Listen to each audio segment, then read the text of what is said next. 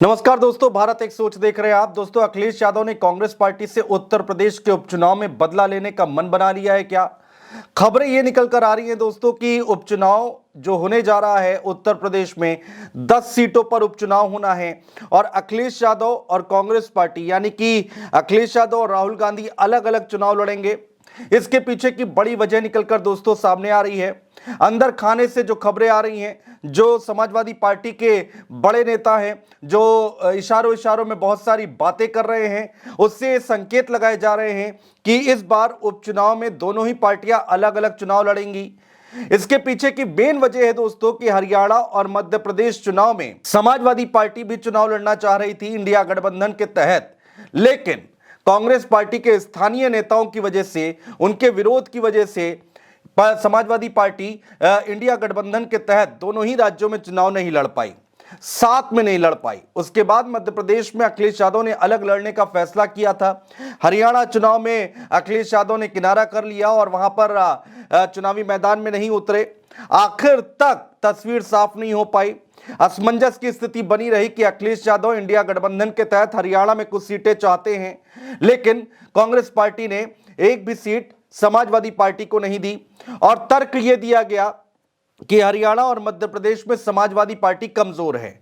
और इसी तर्क को बेस बनाकर समाजवादी पार्टी के कुछ नेता हैं जो कि ये बात कह रहे हैं कि जिस तरह से हरियाणा और मध्य प्रदेश में समाजवादी पार्टी कमजोर थी, उसी तरह से उत्तर प्रदेश में कांग्रेस पार्टी कमजोर है, इसलिए सीटें देने का कोई मतलब नहीं बनता है। दूसरी तरफ कांग्रेस पार्टी की तैयारियों की अगर हम बात करते हैं तो 10 सीटों पर उन्होंने प्रभारी घोषित कर दिए हैं, वॉर रूम बना दिए हैं और इसके साथ ही साथ अपने 6 सांसद और 2 विधायकों को 10 की 10 सीटों पर तैनात कर दिया है, सक्रिय कर दिया है।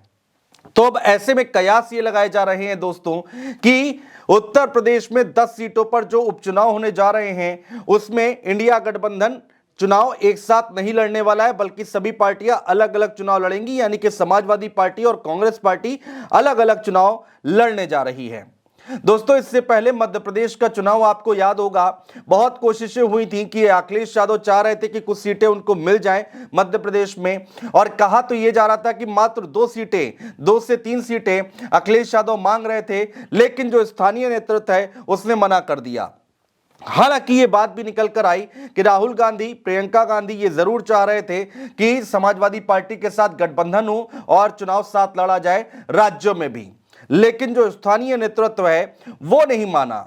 आपको याद होगा दोस्तों, कमलनाथ से जब अखिलेश यादव के लिए बयान देने के लिए कहा गया था, अखिलेश यादव पर सवाल किया गया था, तो उन्होंने किस तरह से अखिलेश यादव को अखिलेश वखिलेश कह के संबोधित किया था, वो बयान भी हम आपको याद दिलाते हैं और सुनवाते हैं, जरा सुनिए। ज्यादा जीतेंगे सर। अखिलेश यादव ने आरोप लगाया कि उनने भी बोला, अरे भाई छोड़ो अखिलेश, ज्यादा जीतेंगे सर। अखिलेश यादव ने आरोप लगाया कि उनने भी बोला, अरे भाई छोड़ो अखिलेश।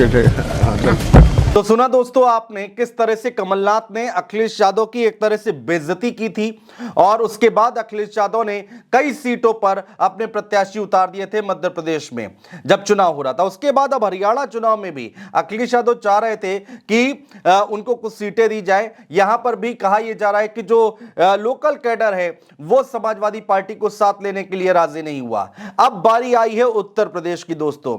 जैसे ही ये विधानसभा के चुनाव खत्म होंगे, उत्तर प्रदेश के उपचुनाव को लेकर सरगर्मियां तेज हो जाएंगी और किसी भी दिन तारीखों का ऐलान हो जाएगा। दोस्तों, ऐसे में यह कहा जा रहा है कि अखिलेश यादव अब अपने उस अपमान का बदला ले सकते हैं। इंडिया गठबंधन यानी कि उत्तर प्रदेश में 10 सीटों पर गठबंधन ना के बराबर समझिए, ऐसी खबरें निकलकर आ रही हैं, ऐसी संभावनाएं ना के बराबर है। एक नेता हैं जिन्होंने दावा किया है कि यूपी में कांग्रेस और सपा अलग अलग चुनाव लड़े, यही उनकी पार्टी के हित में होगा। जिस तरह मध्य प्रदेश और हरियाणा में सपा का जनाधार नहीं है, उसी तरह कांग्रेस का यूपी में भी जनाधार नहीं है। सपा ने फैसला लिया है कि यूपी में होने वाले उपचुनावों में कांग्रेस के साथ सीटों का बंटवारा नहीं होगा। सपा सभी सीटों पर अकेले चुनाव लड़ने जा रही है, ऐसा कहा जा रहा है। अंदर खाने से खबरें निकलकर सामने आ रही हैं। दोस्तों, इसके लिए समाजवादी पार्टी के नेतृत्व की तरफ से अपने कार्यकर्ताओं को संदेश भी जारी कर दिया गया है कि तैयारी आप शुरू कर दीजिए 10 की 10 विधानसभा सीटों पर। तो अब देखना यह होगा कि कांग्रेस पार्टी कैसे चुनाव लड़ती है, किस तरह से समाजवादी पार्टी आगे चलती है। भारतीय जनता पार्टी के लिए कितनी मुश्किलें पैदा होती हैं। दूसरी तरफ मायावती और चंद्रशेखर भी चुनावी मैदान में हैं। तो इस बार का ये मुकाबला 10 सीटों का मुकाबला बेहद कड़ा होने जा रहा है, बेहद रोचक होने जा रहा है दोस्तों। करहल, मिल्कीपुर, सीसामऊ, कुदरकी, गाजियाबाद, फूलपुर, मंझवा, कटेहरी, खैर, मीरापुर, ये वो सीटें हैं दोस्तों जहां पर उपचुनाव होना है। लेकिन अब अंदर की खबर ये निकल कर आ रही है कि समाजवादी पार्टी ने मन बना लिया है कि वो अकेले इस चुनाव में उतरने जा रही है। देखना होगा कि किस पार्टी को कितना फायदा होता है इस फैसले से। बहुत शुक्रिया दोस्तों।